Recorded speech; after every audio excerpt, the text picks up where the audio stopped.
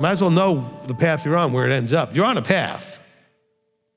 If you just look up far enough ahead, you'll see where it ends up. Or you might need to ask somebody, by the way, where's this path end up?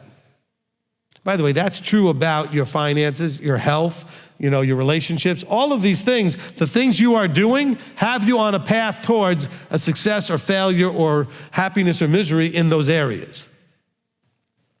Problem is, you're not looking ahead enough. You're just looking at now. Right now, I'm just struggling to pay my bills. Well, but if you're struggling now, what's it going to be like in 10, 20 years when you're older? Is it going to get any easier? Not if you're not looking at the path you're on, where it goes. You might need to change the path a little bit. Then you look at your health. Well, I'm struggling with some things now.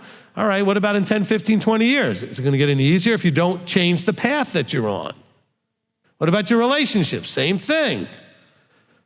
It's not going to get any better if you look at the way things are going, the trajectory, unless you change the path that you're on.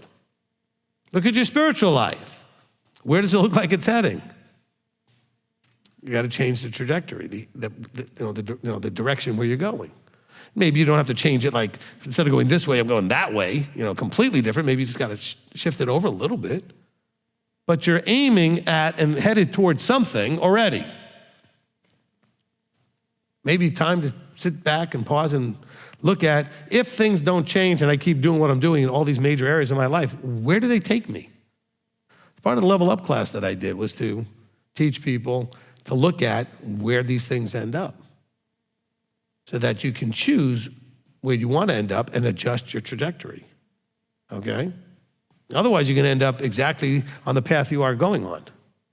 Okay, look, I've heard many of those motivational, positive, whatever, trainers and success coaches out there. They'll say this one thing that's really important that you all need to embrace. It's scriptural, and it has to do with what we're talking about, all right? You are right now exactly where you should be, deserve to be, etc., based on your choices, okay? Don't blame everybody outside and everything outside. You are exactly where you wouldn't should be based on if you had looked at the trajectory of all the choices you made for the last 30 years, this is where you end up. But you never looked. You want to blame everybody else and everything else, but you've made choices. Everybody has to deal with things, situations, and everybody else's. But how you chose to handle all that mess is why you're where you are. Some of you are successful because of how you made your better choices. Some of the tough choices to do or change and alter that trajectory, okay? Now, here's the good news.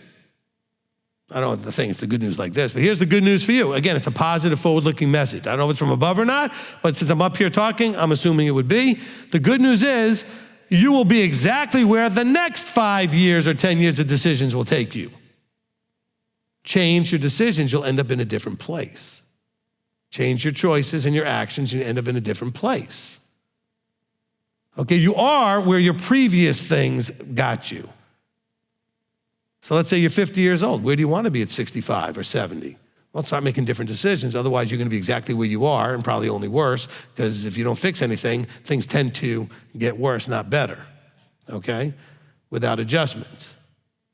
All right, it's called entropy. Things tend to, go worse and worse and worse, not better and better and better, unless you have a trajectory of improvement, okay?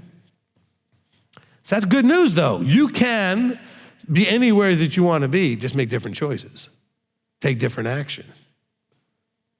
And it's not going to happen overnight. You didn't end up where you are because of stuff that you did yesterday. It's a continual pattern for years that got you to where you are. Does that make sense? All right. Now, let's bring it back to this. Paul's saying, but because we have Mashiach and because we understand, he gives us a new target that we can aim at, which is life and life more abundantly, where before we just had death. We just like live life, eat, drink, and be merry, for tomorrow we die. All right? And so might as well just, and even then we don't actually eat, drink, and be merry. We actually, eat, drink, and wine and complain, all right? And we eat and drink to excess, and we're not actually all that happy. But the thing is, he's giving us a new target to take our trajectory and aim at, all right? So if you've been going this way and you found that the target's over here, you got to go like that. Now head this way.